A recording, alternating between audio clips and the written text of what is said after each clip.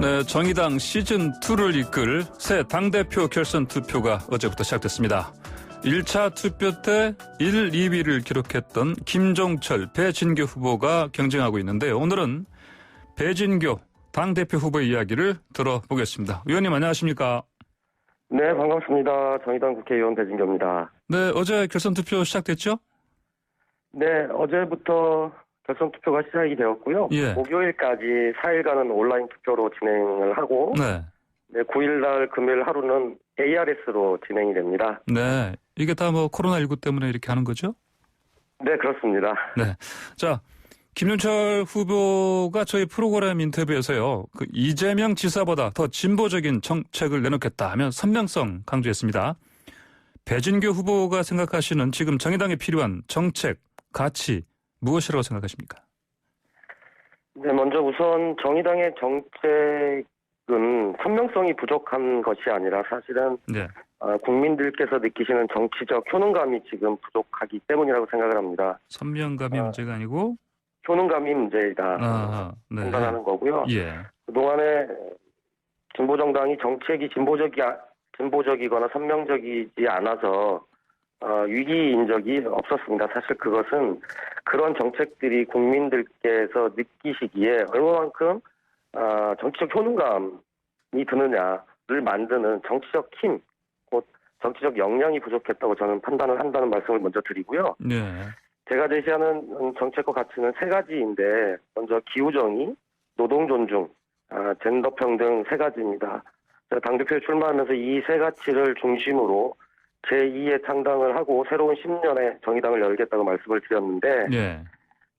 이미 우리에게 닥쳐온 기후위기와 그다음에 지구의 미래를 진보가 가장 중요한 과제로 다뤄야 한다는 의미로 기후정의 문제를 얘기 드렸고 네. 이중 노동시장으로 지금 밀려나고 있는 불안전 노동을 보호하기 위해서 노동시장을 개혁해야 된다라고 하는 말씀을 드린 거고 네. 위계와 폭력에 노출되어 있는 여성과 소수자들의 안전 그리고 평등을 실현하는 젠더 평등이 지금 현 시기 우리에게 매우 중요한 과제라고 생각을 해서 세 가지 가치를 말씀드렸습니다. 네, 세 가지 가치, 기후, 노동, 젠더 말씀하셨습니다. 네. 자, 이념 정당이 아닌 대중 정당으로 더 큰 정의당을 만들겠다 이런 의견도 밝히셨는데 그러다 네네. 보면은 이게 일각에서는 또 민주당 이중대 아니냐 이런 얘기도 합니다. 이런 네, 사실 어떻게 보십니까? 네. 제가만 제시한 이 슬로건은 사실 민주당 이중대와 전혀 상관없는 얘기이고 여러 언론이나 인터뷰에서 계속 민주당 이중대와 관련된 얘기를 말씀을 드리는데 예. 먼저 민주당 이중대는 사실 국민의힘이 만들어내고 또 민주당이 즐기는 이데올로기다. 그러니까 결국은 기득권 양당 체제가 만든 프레임이라는 거죠. 그리고 민주당 이중대라고 하는 것은 사실 정의당을 네. 민주당의 보완제 정도로만 바라보고 있다는 것이죠. 그래서 저는 정의당을 민주당의 대체제로 만들어 가야 한다. 그래야 네. 집권도 꿈꾸고 또 정의당이 집권하기 위해서는 다양한 가치를 포용하면서 또 시선은 더 낮게 그리고 품은 더 넓게 가져야 가능하다는 말씀을 드렸습니다. 제가 처음 출마 입장을 밝히면서 드린 말씀이 있는데요. 바람에 흔들리는 회색 정당도 또 과거에 멈춘 이념 정당도 우리의 길이 아니다. 네네. 우리는 가치 중심의 대중 정당으로 나아가야 된다는 말씀을 드렸습니다. 제가 말씀드린 이념 정당은 과거의 낡은 이념에 사로잡혀 있거나 또는 하나의 지배적 이념으로 정의당이 규정될 수 없다. 그런 의미에서 진보적 다원주의 정당으로 가야 한다는 것을 말씀드린 것이고요. 어쩌면 이것이 당연한 것인 건데 지금까지 이것을 실현하는 부분들이 많이 어려움이 있었다는 말씀을 드리겠습니다. 네, 방금 전화 연결 중에 소음이 좀 있었는데 이 관련해서 청취자 여러분께 사과 말씀드리겠습니다. 자, 다음으로요. 포스트 심상정, 포스트 노회찬이 없다 이런 평가도 있습니다. 이런 평가 어떻게 보십니까? 네, 이런 질문을 자주 나오죠. 예. 네. 말씀드리면 포스트 심상정 노회찬은 없을 것이다. 정의당의 질적 변화 그리고 새로운 정의당이라는 미래를 만들기 위해서는 아마 지금까지와 전혀 다른 리더십 실현이 있어야 된다고 생각을 하고 있습니다. 심상정 노회찬 두 분은 정의당뿐만 아니라 한국 정치에서 또 독보적인 존재이지 않습니까? 네. 그러나 이제 진보 정치 20년을 그분들이 끌어왔다면 앞으로 진보정당 10년은 또 전혀 다른 리더십이 만들어지는 시기라고 생각을 하고 네. 이것은 개인의 어떤 정치적 힘이 아니라 당의 시스템으로 만들어져야 될 거라고 생각을 하고 있습니다. 그러니까 모든 시대에는 시대에 맞는 리더십이 요구되고 있다고 생각을 하고 있는 거고요. 예. 그래서 창당 이후 지금까지는 심상정 리더십 또는 노회찬 리더십을 시대가 요구했다면 네. 이제는 2020년 이후 리더십은 기후위기와 불평등 시대에 맞는 새로운 리더십들이 네. 준비되고 또 출연해야 된다고 생각을 하고 있습니다. 그래서 저는 당대표에 출마하면서 통합의 리더십이고 저는 그러한 리더십을 만드는 전환의 리더십의 당대표가 되겠다는 말씀을 드렸습니다. 또 통합의 한편으로- 전환 리더십. 예. 네네네. 말씀하십시오. 예. 또 한편으로는 사실 정의당에는 정말 훌륭한 인재들이 너무 많이 있습니다. 이런 인재들이 이 국민 앞에 드러내서 실력을 발휘하기 위해서라도 정의당의 성장이 무엇보다 필요하다는 또 말씀을 드리겠습니다.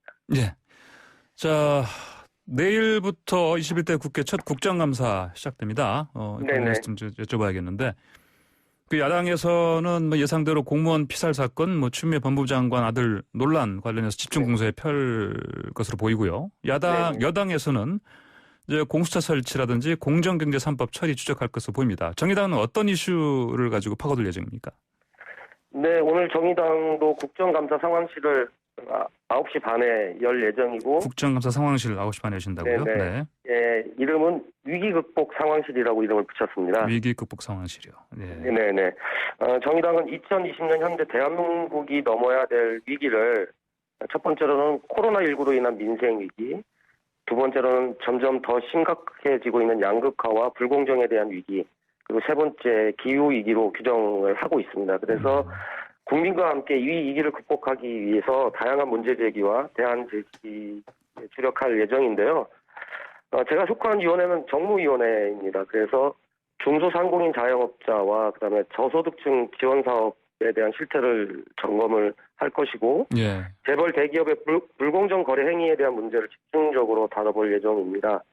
또한 은행권 채용 비리와 공공기관의 채용 비리 조사에 대한 후속 과정이 지금 제대로 이루어졌는지 또 살펴볼 예정이고요. 예. 이 시대 청년들이 겪고 있는 불공정 문제를 다시 수면 위로 올려서 근본적인 대안을 마련해 갈 수 있도록 할 예정이라는 말씀을 드리겠습니다.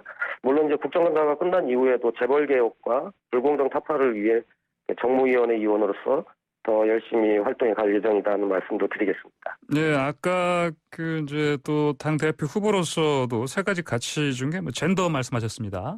네네네.